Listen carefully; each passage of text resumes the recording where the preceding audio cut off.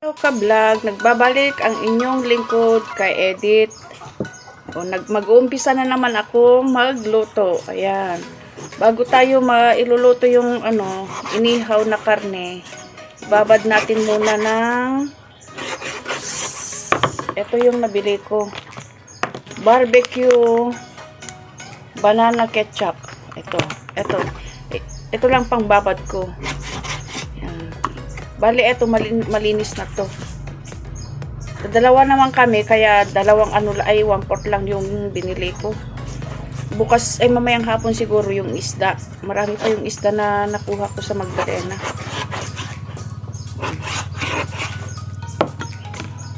Ito. Ibabad natin sa ketchup.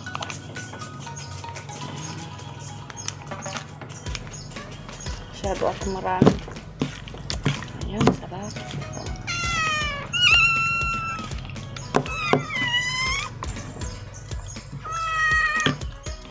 Bango. Masyado ata marami yung ketchup na ko. Magluto muna ako ng kanin. Ibabad natin mga 15 minutes siguro to. Ayan. 1/4 lang to Mag-ihaw na tayo ng karne. Ayan. 3 piraso lang kasi. Dadalawa naman lang kami. Tapos, ito. Sumunod. Tapos, ito. Sarap. Ayan.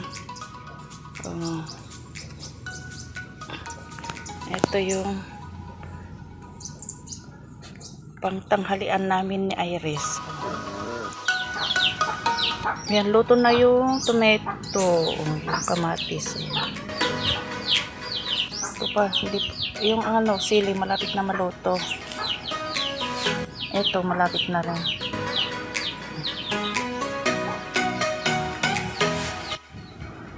Hello, luto na pagkain natin. Ito na.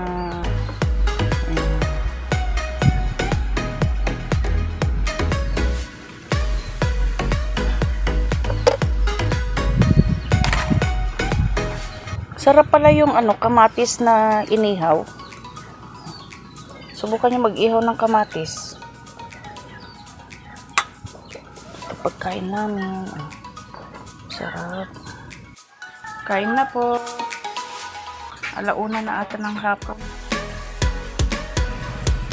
Kain na po. Ito po yung ulam.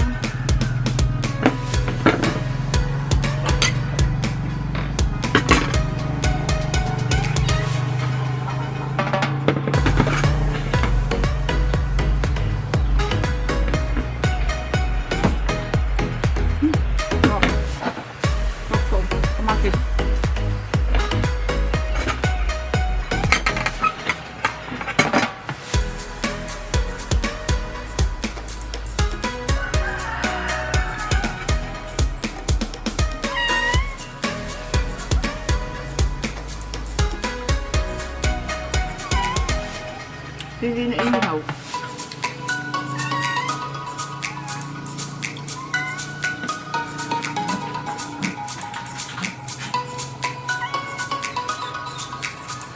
Alam niyo ba yung sibuyas na inihaw, masarap.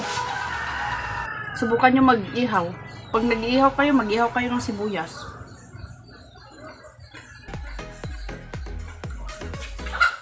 Matamis.